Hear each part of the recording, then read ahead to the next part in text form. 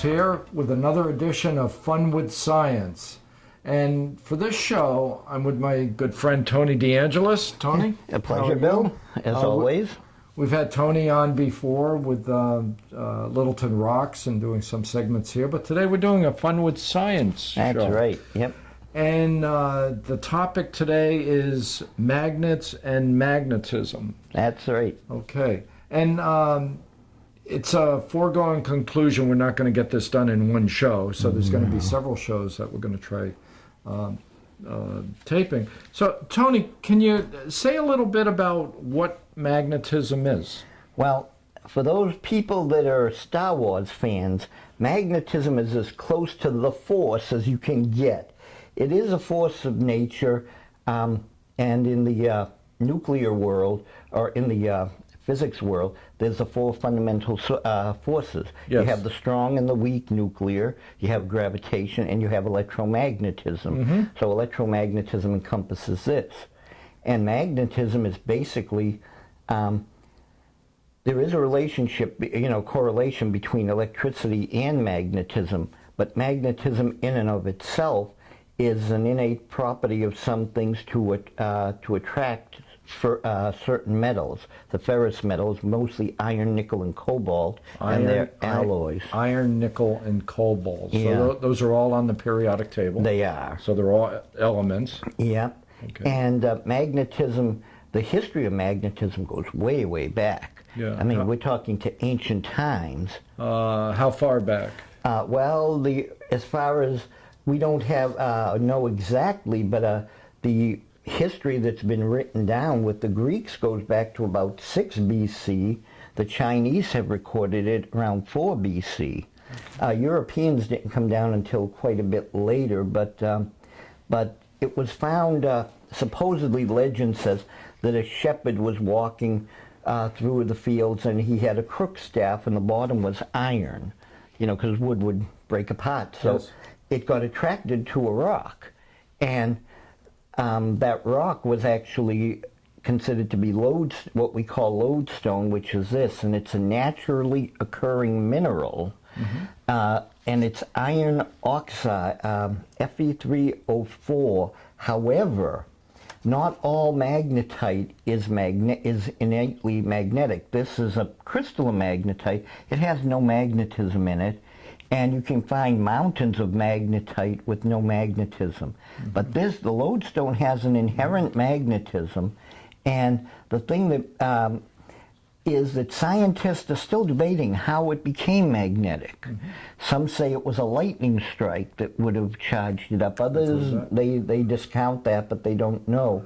But it says that in the magnetic ones, some of the samples that have been analyzed had a little tiny bit of titanium, aluminum, or manganese in them.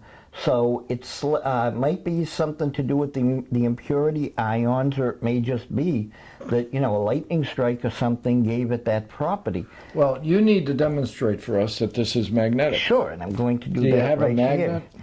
Well, first of all, you have a... I don't know if I can find one here, but better to show its innate properties of magnetism. Just pour out all of these, and you can try picking them up with your little lodestone. Okay, so this is with the lodestone. Right, and that's absolutely natural. So that's, something that you... And this material is? These are just cut up little chips of iron, paper clips, actually, that I spent an afternoon chopping into little bits so I could demonstrate this.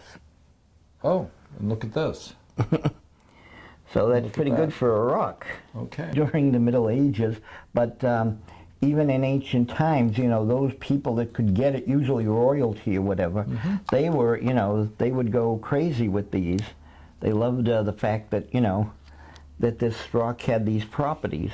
And magnetism is one of these things as a kid that you just play around with it. Even today, I still play around with it, as you can tell. Now I know in some of the mineral collecting that we do, every now and again we'll run across magnetite. Right. And as you say, sometimes it's magnetic. Yeah, most often it's not. And sometimes it isn't. But this is definitely... Yeah, and Magnetic. it shows Look you, at you know. that. Okay. And also the word magnet, I think they said when they, where it came from was in Asia Minor, and I think was called magnesia. Magnesia. I think it was magnesia or something think you're like right. that. Yeah, and because of that, they just ended up calling, you know, something that attracts iron magnets. And So I find this, this you said was a sample of lodestone, and actually the crystal structure. well, that's magnetite. Yeah, Magnetite. Rather. magnetite, right? Okay, so differentiate for me magnetite and lodestone. Magnetite and lodestone are the same chemically or nearly identical. However, magnetite is not inherently magnetic. Okay. It will be attracted by a magnet, but it is not magnetic in and of itself. Okay. The type that is magnetic on its own, they call lodestone. Okay, and this piece of magnetite, this is the crystal structure. Yes, that's an octahedral, right? Yeah. And that happens to be a nice one. Octahedral, so 8 sides. Octahedral, right? 8 octahedral. sides. And that happens to be a crystal, but you can find it massive as well. Yeah. And you won't see that, you know, any of those, or none that I've heard of being magnetic. Okay, so this is not magnetic, but it would be attracted to a magnet? Exactly. Show that to me. Okay. A little magnet. Oh, look at that. So it's easily attracted to a magnet very readily. You know, it's not something Yes. you know. Yeah, we didn't have to, Right. you know, play around with that. Yeah. And it is not magnetic. No. So that demonstrates it's not magnetic. It's not picking up. Not picking that up. Right. Okay. Very, very interesting.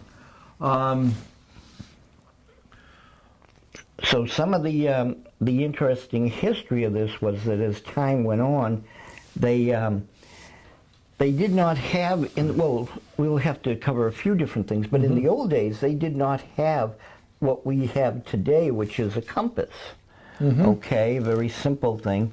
This will make this move, as you can see. Okay. But the earliest We're gonna compasses, show this Yeah. this way. And what did you just use? For I just that? used the lodestone. Oh, the lodestone, and yeah. you can see the needles on the needle on the compass moving.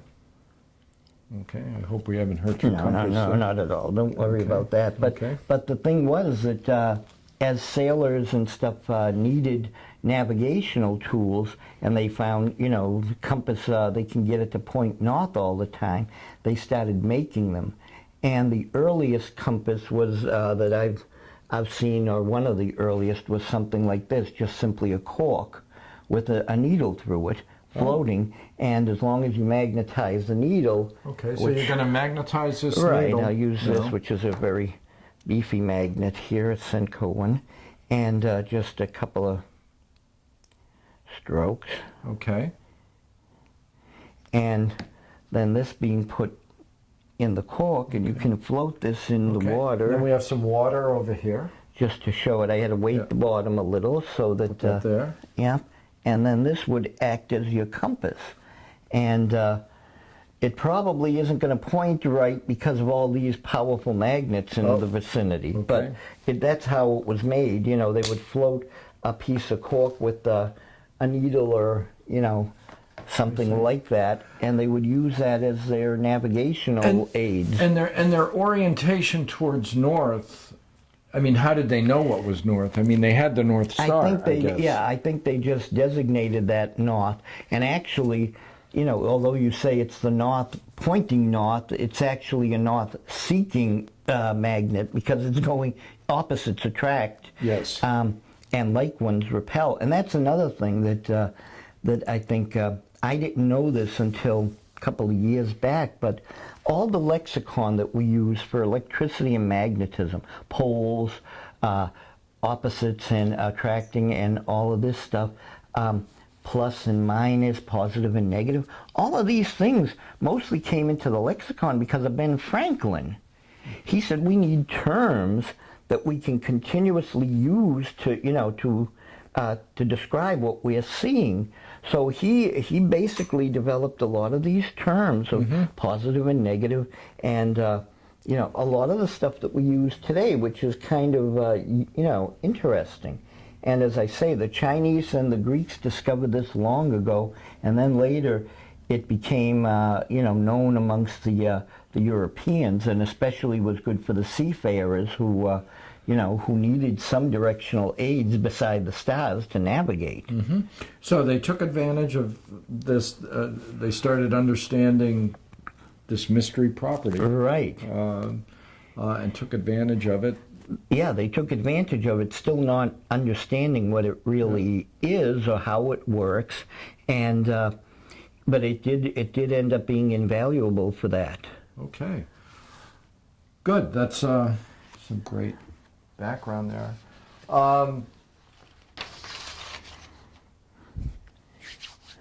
What do you have here? You have some magnets, I think. Yeah, you have a little kit here. Yeah, and lots maybe of if you can- magnets. As time went on, okay, you can keep that out, or we can put it away. But most people, when you talk about magnets, they think of something like this, which is a carbon steel magnet or a small horseshoe magnet. And true enough, they are magnetic. This is kind of weak, you know, it's not very strong because it's a steel magnet. And that brings us, before we go into the sets, it's what magnets were made of. Mm-hmm. The first magnets were made of steel, and the hotter the steel, I guess, the better the magnet. But you can see that's nothing, you know, nothing all that powerful. And these things have a tendency to age very badly. You know, what happens is, as time goes on, especially if they don't have a keeper, or if they're brought, like, in contact with other magnetic materials, or, you know, even they lose their magnetism and get weaker very, very easily. And that's sort of a problem with them. So, so when you say it ages poorly or badly, you're referring to the fact that the magnet Yes. loses A lot. Its magnetism. Right. Now, when they lose their magnetism, can you remagnetize Oh, yes, them? Okay, yes. similar to. Yeah, we'll What come you to a did. Okay. segment on that as well. Okay. But the fact is that all they had in the early days of magnetism were steels. And I saw a picture. I don't think I have it anymore, but it was one of the early experimenters. I don't know if it was Faraday or Ampere or who. The guy wanted a magnet of substantial power. So what he did was he took steel sheets, laminated them together. You know, like a master padlock. You see all this sheets. Yes, Well, yes. he did that with sheets of maybe yay big, because it looked big in the picture next to him.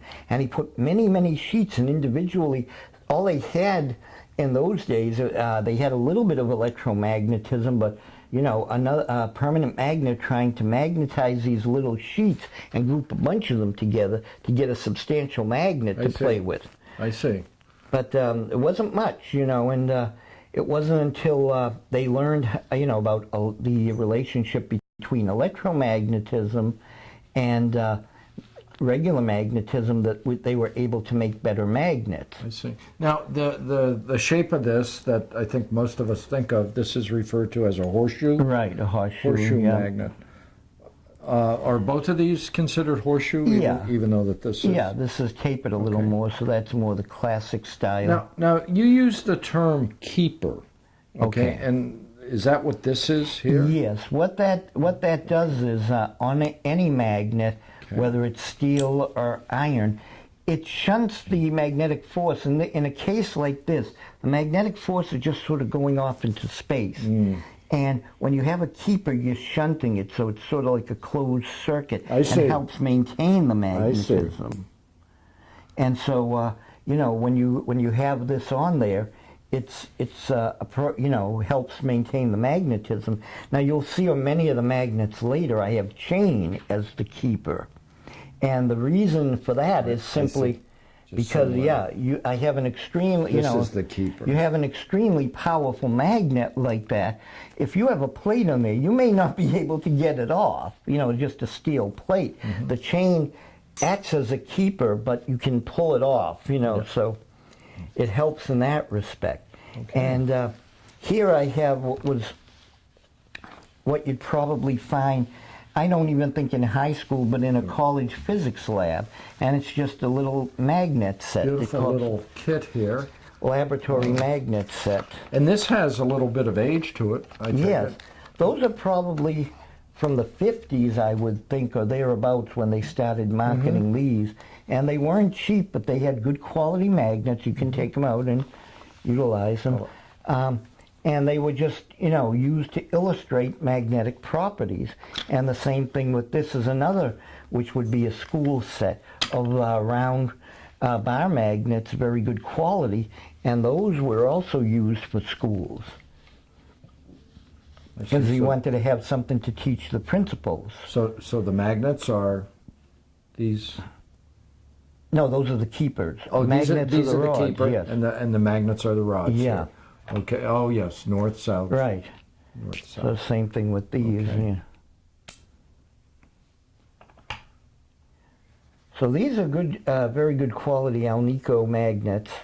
And so that's the Alnico. So there's another term now. We were talking before that these were just steel. This was steel. Yeah, but after I think it was in 1930. Excuse me. I think it was in 1932 that a Japanese metallurgist put together the formula for Alnico. It over the years, I think they developed 8 different ones, but varying amounts of cobalt. But it was aluminum, Al, nickel, Ni, and Co for cobalt, and hence the name Alnico. And Alnico has a much more much higher flux density than regular steel. Oh, another term. Yep, flux density is what the power basically of a magnet is. Okay. And once they developed that that material, they'd use electromagnetic windings, coils, to charge them up to much higher potentials than the old steel ones. So the steel ones, there were various steels, regular carbon steel, cobalt steel, but nothing like the Alnico. So with the Alnico, that had an inherent amount of magnetism, and then they could further that by using windings. Well, what they do is when they are magnetizing it, they put a much greater current through it, let's say, through the windings, and get a more powerful magnet made. I see. Now, one of the things that you'll find is, you know, they won't age either. They still, you know, suggest keepers, and that's the best way to keep them. But even left without a keeper, oftentimes they'll still retain their magnetism for a good long time, and you don't have to worry about them like the steel magnets. These are fairly impressive. They are. In you know, given the size. Right, exactly. You know. And, you know, Alnico was made in all shapes and sizes for everything. And, you know, you can, I'll show you this one here happens to be a very nice Senko magnet. This is Alnico. A Senko? Central Scientific back in the day. I see. So that's the name of a company. Right. Senko. And they made all kinds of lab equipment, and that was they're probably the best small size magnet they had. And this is... That's Alnico 5. Alnico 5. So does that mean there's an Alnico 1, 2, 3? There's 1, 2, 3, 4. Well, 1, 2, and 3. I never saw a 4, but I've heard there is one. There's 5, which is this. And I never saw a 6 or a 7, but I do know of 8. And certain ones are done for certain properties. Some will resist. All of these will resist quite a bit of temperature too. Not like some of the others where you raise the temperature a little and they're pretty much useless. I see. Now, I've got to tell you, pulling this apart is extremely difficult. I can slide. Yeah, slide, but that's about it. Which is probably what these keepers, you can slide. Right. But I wanted you to see a really fine, Alnico 5 magnet at its best. But this is very very powerful. And it's powerful enough that I don't think I'd want to get my fingers Well, not between this. right. That's really impressive. Yeah, well, that's why I wanted to show it to you, you know, to see what Alnico is like. Now, one of the other things that came out along the way were, I think everybody has seen these probably sometime or another, and that's what's called ceramic magnets. And they're typically a very weak magnet, but they had a lot of uses. The first time I saw one, it was a squarish one, and I was looking for magnets, of course, and I found them in the cabinet latches. Oh. You would find those sandwiched between two pieces of steel, and they would be used almost entirely on them. Later on, as more powerful ones and better quality came out, they found use in a speaker. This is from a speaker assembly. So you had a coil of wire in here with the voice coil and cone, and the magnet around the perimeter. I see. And it's a quite decent magnet in and of its own self. Would these be Alnico? No. Oh, no, this is Those ceramic. are ceramic. These are ceramic. Those are ceramic. And then I have one here, which is an incredibly beefy ceramic that's modern age, and that's kind of a surprise to people when they know who were only familiar with the weak ones, because the ones in the cabinets were pitifully weak. And, you know, I'd go pulling them out, and with the pole pieces they were okay, but without those two sandwiches of steel, they were, you know, they hardly did anything. But this one here is a pretty beefy ceramic magnet, and I thought it would just be worth showing, because these are awful brittle, but see, this is magnetized one side north and one side south. So if you were going to use it in an assembly, you'd put steel pole pieces there.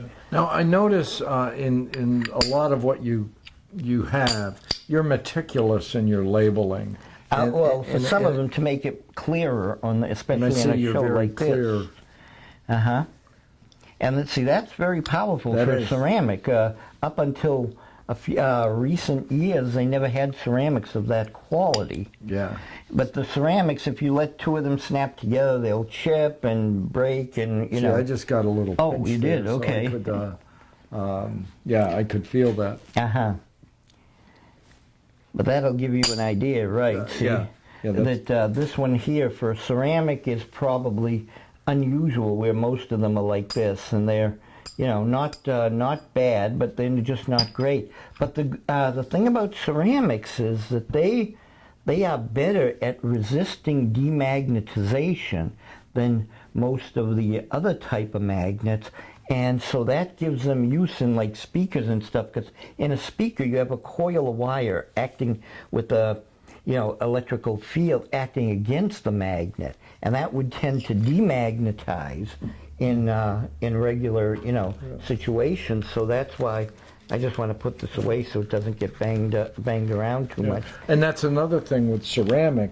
It must be fragile. It is, like I said, it can break and chip. Just to show you before we get into some of the other stuff, these are more modern day. These were probably started to come out in the 60s, and these are Alnico magnets made in England, and I believe, even though they don't say it, I believe they were made by Eclipse. And these are quite powerful for their size.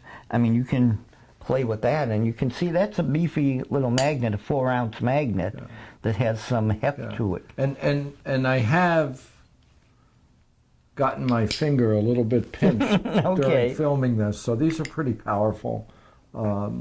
These are definitely powerful. These are, like I said, these are the Alnico stuff. But then as time went on, I think it was, let me see, I might have the data here as to when they actually started to do that. But they eventually came out with the rare earth magnets. And the rare earth magnets, let's see, well, they came out with one that was platinum cobalt.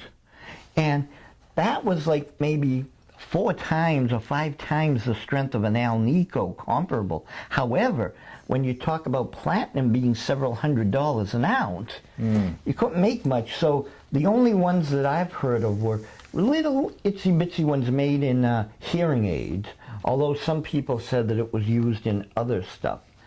But in the early 60s, they came out with a new generation of magnets. And that was this type of magnet that I'll show you here. These are extremely fragile, so I'd say handle them with care. But those are samarium cobalt. Samarium cobalt. Yeah. And they are very powerful. Both elements. Yeah, but you let them snap and that'll shatter. That's the problem with them. It is, but it is one of the rare earth ones that came out in the 60s. Then in 1982, General Motors came out with the ultimate magnet, which I will show you later, and that is the neodymium iron boron magnets. But I have some here, you could look at. But I mean, these. I cannot separate those. No, you may not. But I'll show you something good that you can do here with those. Yeah. These are similar. These are neodymium iron boron ones, and these came out in 1982. The interesting thing about this is, if you just want to play around. Oh, look at this. With and that's not static. That is, the ink has magnetite in the ink of a dollar bill. The black ink has some magnetite content, and so it is magnetic. Very, very interesting. It's just a little side thing, but these are the neodymium iron boron. And when you see these, almost invariably they'll be plated, sometimes with epoxy paint, sometimes with nickel like these, all kinds of things, because samarium cobalt and these, they're not true metals in the sense that we think of metals. I mean, you have an Alnico, and this is poured, poured metal into a forge, and it was made. These are both of these are made by powder metallurgy technique. They get the compound and they pour them in, and they compress them. They may even sinter them in a reducing atmosphere so they don't ignite, because these are flammable if in powder form. But they're basically compressed powder, so that's why they chip, as you can see so much. I see. All these little chips and stuff that break off. And the same thing with these, so that's why they plate them all. And also, the samarium cobalt, they're a little weaker than these, but in some applications they're preferred because these will not rust. These actually do rust and decompose ever so slightly. I see. So I had one downstairs, and the coating was actually coming off because underneath it was starting to powderize. But as far as the Alnico magnets go, they were used in all manner of things that I can show you in all different types. But I think at this point, we're gonna end this show. Okay. But you have to come back to the there's second much show more to come. because there's really a lot more material. Yeah. So I think we have a sense of magnetism, magnets, and we're gonna call this show a wrap. But come back for magnets part 2. That's it. Thank you very much for Okay. this, and we'll see you on Magnets Part 2. Thank you. Great.